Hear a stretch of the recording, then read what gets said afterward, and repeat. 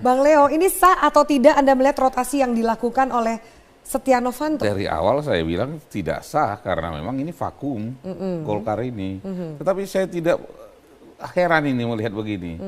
Inilah kalau partai dikelola hanya untuk kepentingan kelompok atau pribadi atau usaha. Karena memang itu yang kami tentang dari dulu. Adanya Munas Ancol jangan lupa karena dominasi elit oligarki kekuasaan di partai ini. Yang dulu demokratis tidak. Tadi sebelum kemarin saya baca di satu online, tiba-tiba Ketua Banggar Lama bilang, saya tidak diganti tanpa rapat. Ya ini kan namanya perusahaan ini. Tapi katanya udah keputusan bersama. Keputusan kalau nggak ada rapat, keputusan bersama siapa? Bersama dua orang. Ini suratnya ada urusan dengan Ica loh sebagai kalau Ketua Umum. Urusan surat itu Satu kan kubu. tinggal satu aja, itu yang teken sama sekjen gitu. Tetapi yang kita memerlukan itu prosesnya. Jadi saya nggak kaget ini melihat begini. Anda nggak kaget? Nggak kaget karena memang dikooptasi oligarki kekuasaan dan itu yang ditentang oleh kawan-kawan yang di Ancol itu. Tidak demokratis. Coba lihat yang di Bali nggak diakui pemerintah wajar. Karena memang itu tidak demokratis, undang-undang partai politik. Syarat utama itu demokratis. Tapi ya karena dibawa pakai jalur bukan PT UN, pakai jalur pengadilan negeri, ya kita tahulah pengadilan di negara kita ini, jujur aja kita. Jadi bagi kami tidak melihat itu lagi. Kami lebih terang benderang sekarang kami ke depan. Visinya adalah kami sudah kumpul sekarang tadi sore, kumpul di kantornya Bang Akbar, tokoh-tokoh senior baik dari kubu Ancol maupun kubu Bali. Seperti usul saya seminggu lalu di sini, harus munas bersama. Tapi kan banyak yang nggak mau juga. Dan juga kan kubu Anda dikatakan oleh Menkumham ini kan kayak ada dan tiada, ini partai kan kayak ada dan tiada. Iya, betul. Legalitasnya juga. Menkumham saya lihat tadi selesaikan solusi internal dengan munas, running text Metro TV saya lihat. Itu sudah benar. Bagaimana caranya? Yang ada saat ini adalah tinggal mahkamah partai. Yang dulu, yang sekarang yang dibuat Pak ARB belum sempat diakui. Yang Pak apa tidak diakui. Maka yang lama itu, yaitu Oktober 2016 habisnya. Maka Mahkamah Partai bersidang, tentukan senior-senior, apa Pak Habibie, Pak Yusuf Kalla, Pak Akbar Tanjung, Siswono, berapa orang. Kumpulkan yang dari pihak Abu Rizal, dari Agung Laksono 55. Tugasnya hanya munas, berikan waktu hanya minimal 2 minggu, maksimal 2 bulan, selesai. Itu idealnya nih. Iya. Dan juga kan kubu Anda dikatakan oleh Menkumham ini kan kayak ada dan tiada, ini partai kan Kami kayak ada tidak, dan tiada. iya, betul. Legalitasnya juga. Menkumham saya lihat tadi selesaikan solusi internal dengan munas, running text Metro TV saya lihat. Itu sudah benar. Bagaimana caranya? Yang ada saat ini adalah tinggal mahkamah partai. Yang dulu, yang sekarang yang dibuat Pak ARB belum sempat diakui. Yang Pak apa tidak diakui. Maka yang lama itu, yaitu Oktober 2016 habisnya. Maka Mahkamah Partai bersidang, tentukan senior-senior, apa Pak Habibie, Pak Yusuf Kalla, Pak Akbar Tanjung, Siswono, berapa orang. Kumpulkan yang dari pihak Abu Rizal, dari Agung Laksono 55. Tugasnya hanya munas, berikan waktu hanya minimal 2 minggu, maksimal 2 bulan, selesai. Itu idealnya nih. Iya. Tapi kan juga ada yang, kalau kemarin istilahnya ada istilah Papa minta saham, sekarang Papa minta buru-buru nih kan. belum sah, belum dilantik, udah atur-atur kanan kiri. Apa sih Anda lihat di balik ini semua, Prof? Ya, jadi begini ya, Golkar harus menyadari ya, bahwa kalau memang partai ini tidak mampu menyelesaikan konflik internalnya sendiri, ya, ini Golkar akan bisa hancur berkeping-keping. Karena sekarang bukan lagi antara kubu Abu Rizal Bakri dengan kubu Agung Laksono. Tapi di dalam kubunya Abu Rizal Bakri sendiri terjadi suatu perpecahan yang sangat tajam. Apalagi kemudian kalau kita lihat bagaimana orang-orang Soksi itu kayaknya digeser dari fraksi-fraksi itu ya. Jadi ini menjadi satu hal yang buat saya sangat fenomenal ya. Dan Anda juga harus ingat bahwa politik itu ada aturan hukumnya. Politik itu juga ada aturan mainnya. Nah, yang jadi pertanyaan saya, apakah Golkar itu hidup di dalam suatu rimba raya yang kemudian hukum rimba yang berlaku? Siapa yang kuat dialah yang akan menang, atau homo homini lupus ya. Ini menjadi satu hal yang harus diingat ya. Kenapa demikian? Karena Anda tahu ya, kalaupun surat pergantian ketua fraksi Partai Golkar itu dibuat oleh Abu Rizal Bakri sebelum tanggal 31 Desember, ya, itu berarti itu memang masih sah pengajuan itu. Cuma pertanyaannya, apakah Setia Novanto itu sudah menjadi ketua fraksi Partai Golkar atau belum? Karena kan belum ada rapat, karena kan ini DPR lagi reses.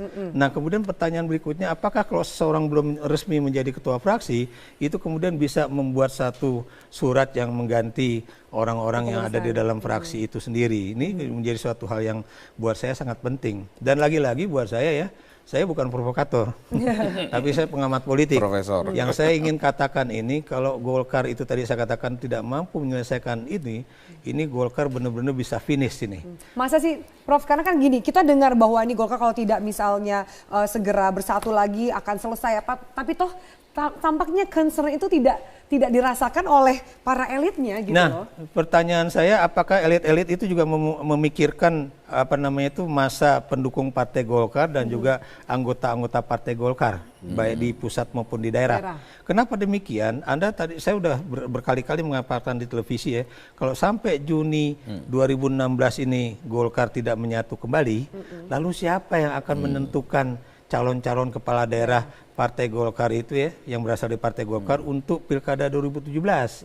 Dan kalau kemudian ternyata misalnya pemerintah tidak mengeluarkan SK dan kemudian rekonsiliasi yang katanya harus maksimal itu juga tidak terjadi di Partai Golkar, lalu kemudian siapa yang resmi untuk kemudian mengajukan itu? Tidakkah kemudian kader-kader itu akan ditampung oleh Partai Gerindra, Partai Nasdem, Partai Hanura, atau PDIP untuk maju menjadi calon kepala daerah? Melihat dari situasi ini bahwa tadi Prof. Ikrar mengatakan ternyata konflik juga bukan antara dua kubu Munas, Ancol dan Bali, tapi di dalam satu kubu Munas Bali sendiri sudah banyak konflik gitu. Adakah kemudian bisa duduk bareng nih Anda lihat? Ya, jadi sebelum didosarus partai ini pernah besar dikenang orang, maka kembalikan kepada orang-orang pergerakan, pimpinan partai, dan itu yang mau kami kejar saat ini. Karena soal ada faksi-faksi di sebuah partai itu soal biasa. Di Jepang itu ada faksi Nakasone, ada faksi Honda, biasa itu. Tapi bagaimana ada perpecahan konflik itu bisa dikelola. Ada teori kita mengelola konflik loh. Dan itu hanya bisa diasah oleh orang-orang pergerakan. Apa itu? Aktivis-aktivis mahasiswa. Masuk di partai, masuk di ormas. Udah biasa kami ini mengelola partai. Tapi kalau orang yang dari pedagang, hanya untung dan rugi ya, Vi. Ini untung kan enggak sama gue ketua Banggar ini. Ini aja. Itu susah partai. Oke, apa dibalik buru-burunya? Ya kalau istilah Bambang Susatyo itu, ini papa mau buru-buru. Kenapa buru-buru? Pasti ada sesuatu yang juga direncanakan. Kalau Anda baca. Pasti kalau saya baca ini soal apa, ini Banggar. Soal anggaran. Saya mudah-mudahan kawan-kawan yang baru dilantik dari KPK dengarkan saya. Tolong dikasih perhatian khusus ini. Kalau ini ketua Banggar harus diperhatikan khusus. Kasihan bangsa ini. Oke, baik. Itu aja kalimat saya. Oke. Pertanyaan tadi kita tarik juga bahwa bagaimana kisru ini akan berujung baik jika menempatkan orang yang salah di posisi yang salah nih Bang Leo? Ya itulah menjadi masalah kita. Jangan kita menempatkan misalnya ini kebetulan abang saya ini senior ini, Pak Kahar ini senior ya udah tua. Dia public enemy kemarin di masyarakat di waktu MKD. Janganlah karena balas budi. Anda mencium ada aroma jahat. Iya, tapi saya melihatnya aromanya yang jangan kita selalu melawan common enemy kita. Jadi mari kita lihat kayak tidak ada lagi orang yang baik di 91 orang ini. Cobalah kita realistis, jangan melawan rakyat itu. Tapi sekali lagi saya minta kalau itu terjadi, saya minta KPK harus lebih hati-hati. Karena kita harus melihat. Kenapa Anda tidak percaya ada background orang menjadi ketua Banggar di situ? Saya tidak melihat Kahar Muzakirnya. Uang negara ini di Banggar. Saya tidak menyebut Kahar Muzakir, saya tidak. Nanti nggak enak, itu senior saya, abang saya. Tetapi coba dilihat ada apa ini.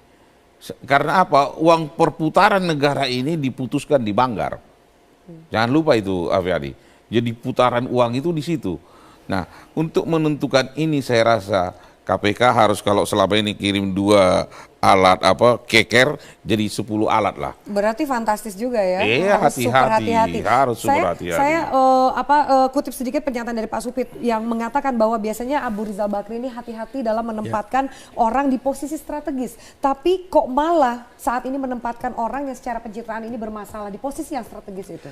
Itulah kalau kemudian ya sebuah kepengurusan atau kepemimpinan di dalam satu partai politik itu tidak ada balansernya, tidak ada penyeimbangnya. Dan kalau kita lihat baca hati-hati pernyataan-pernyataan Setia Novanto dan juga Aziz Samsudin, di situ mereka menyatakan bahwa keputusan ini dibuat oleh DPP dan itu berarti Ketua Umum Partai Golkar dan itu berarti juga ya orang-orang yang ditaruh di fraksi-fraksi itu adalah all the chairman men, orang-orang dari Ketua Umum Partai Golkar.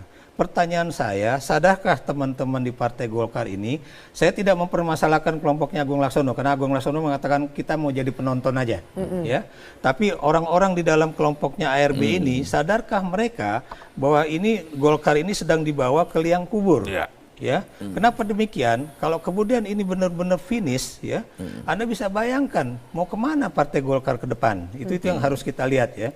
Tadi makanya saya katakan saya bukan ingin jadi provokator, tapi ini teman-teman yang punya hak suara di daerah ini harus melihat, ya, apakah Partai Golkar ini akan survive pada Pilkada 2017 ya, setelah boleh dikatakan gagal total pada pemilu Pilkada 2015 ya.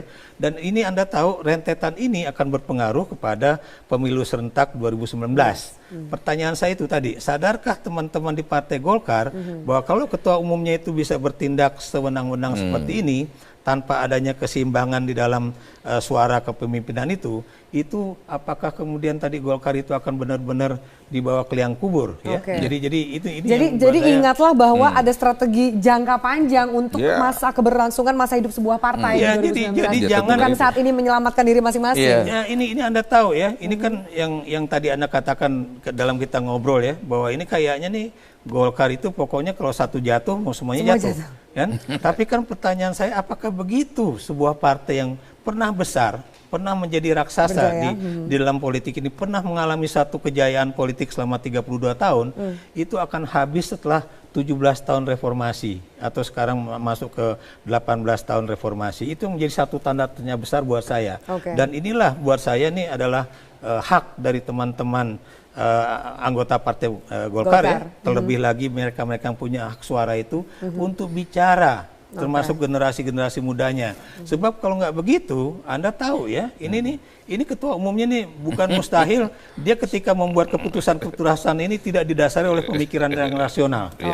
Jadi saya sepakat, Prof. Saya sepakat. Jadi kami bersyukur tadi sore ada pertemuan, sudah ikut kelompok Bali di situ banyak. Hanya saya ingatkan. Apa tanggapan kenapa akhirnya kelompok Bali ikut dalam pertemuan itu? Iya, karena mereka melihat apa yang dikatakan Prof ini.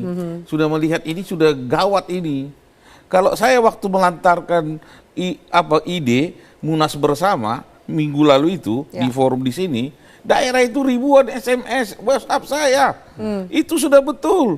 Mari kita Munas Bersama. Saya bilang tinggal satu kunci. Mudah-mudahan Pak Abu Rizal melihat ini.